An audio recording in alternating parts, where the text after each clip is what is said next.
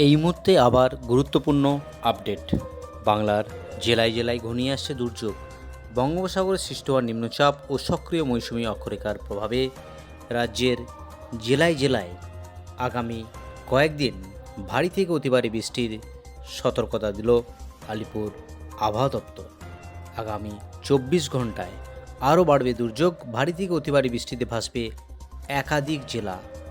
আজ থেকে কোন কোন জেলাতে বাড়বে বৃষ্টি আর কতদিন চলবে এই বৃষ্টি, এই মুহূর্তে জানাবো আজকের এই গুরুত্বপূর্ণ ভিডিওটিতে। বুধবারের পর বৃহস্পতিবারেও নিম্নচাপের ফলে দফায় দফায় হয়েছে বৃষ্টি। আলিপুর আবহাওয়া দপ্তরের পূর্বাভাস অনুযায়ী শুক্রবার কিছুটা বৃষ্টির দাপট কমেছে দক্ষিণবঙ্গে। তবে শুক্রবার সকাল থেকে দক্ষিণবঙ্গের একাধিক জায়গায় আকাশের মুখ ভার, এমনকি দফায় দফায় হয়েছে হালকা থেকে মাঝারি বৃষ্টিও। যদিও গত দুদিনের মতো শুক্রবার বৃষ্টি হয়নি কলকাতা ও তার পার্শ্ববর্তী অঞ্চলে। হাওয়া অফিসের পূর্বাভাস অনুযায়ী শুক্রবার ও শনিবার কোনো বৃষ্টিপাতের সতর্কতা নেই দক্ষিণবঙ্গে। হাওয়া অফিসের তরফে জানানো হয়েছে গাঙ্গেয় পশ্চিমবঙ্গের নিম্নচাপ কিছুটা সরে গিয়েছে ঝাড়খণ্ড এবং সংলগ্ন এলাকায়। কিছু সময়ের মধ্যেই এটি খুব ধীরে ধীরে ঝাড়খণ্ড এবং উত্তর ছত্তিশগড়ের দিকে এগিয়ে যাবে। হাওয়া দপ্তরের তরফ থেকে আরও জানানো হয়েছে নিম্নচাপটি আস্তে আস্তে যেহেতু ঝাড়খণ্ড উড়িষ্যার দিকে সরছে, তাই রবিবার পর্যন্ত ভারী বৃষ্টির সম্ভাবনা নেই দক্ষিণবঙ্গে। তবে একেবারেই যে বৃষ্টি কমে যাবে কিন্তু সেটা না। এদিকে দক্ষিণবঙ্গে বৃষ্টিপাত কিছুটা কমলেও এই মুহূর্তে বৃষ্টিপাত কমছে না উত্তরবঙ্গে আগামী বুধবার পর্যন্ত বৃষ্টিপাত চলবে। রবিবার থেকে উত্তরবঙ্গে বৃষ্টিপাতের পরিমাণ বৃদ্ধি পাবে। এমনকি উত্তরবঙ্গের দার্জিলিং, কালিম্পং, জলপাইগুড়ি, আলিপুরদুয়ারে ভারী বৃষ্টির পাশাপাশি বৃষ্টির হলুদ সতর্কতা জারি করেছে আলিপুর আবহাওয়া দপ্তর। শনিবার দক্ষিণবঙ্গের পশ্চিমাঞ্চল জেলা অর্থাৎ পশ্চিম মেদিনীপুর, বীরভূম, বাঁকুড়ার দিকে অল্প বৃষ্টিপাত হতে পারে। তবে দক্ষিণবঙ্গে আরও একবার চোখ রাঙাচ্ছে বৃষ্টি।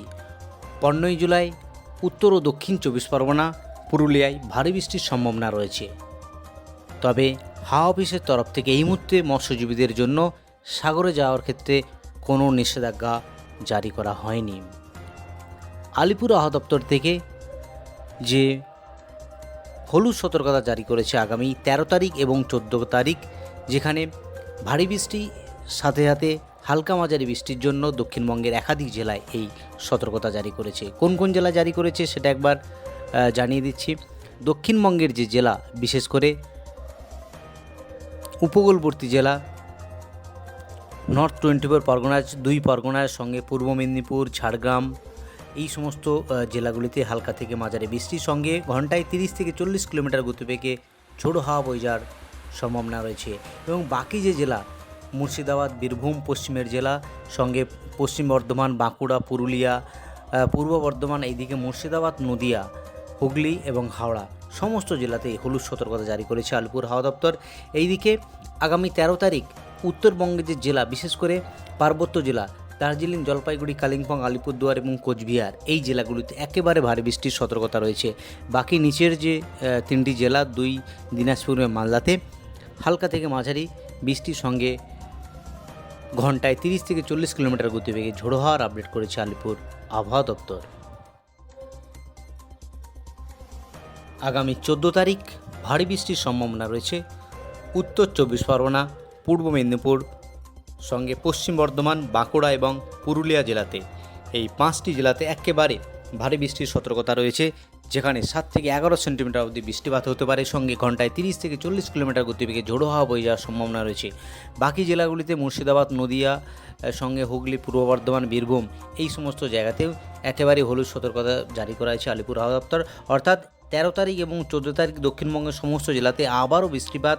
মৌসুমি অক্ষরেখা জেরেই এই বৃষ্টিপাত দক্ষিণবঙ্গের সমস্ত জেলা জুড়ে।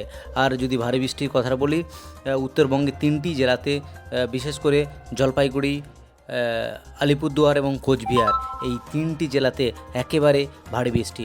অর্থাৎ মৌসুমি অক্ষরেখার জন্য আগামী 13 তারিখ এবং 14 তারিখ দক্ষিণবঙ্গ এবং উত্তরবঙ্গের সমস্ত জেলা জুড়ে এই সতর্কতা জারি করেছে আবহাওয়া দপ্তর।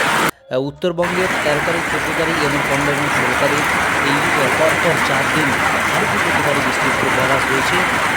দক্ষিণবঙ্গের 13 তারিখ এবং 14 তারিখ একেবারে সমস্ত জেলাতেই এই ভারী বৃষ্টির আপডেট দিয়েছে আলিপুর আবহাওয়া দপ্তর। আজ এই অবধি গুরুত্বপূর্ণ আপডেট নিয়ে ফিরে আসছি পরের ভিডিওতে।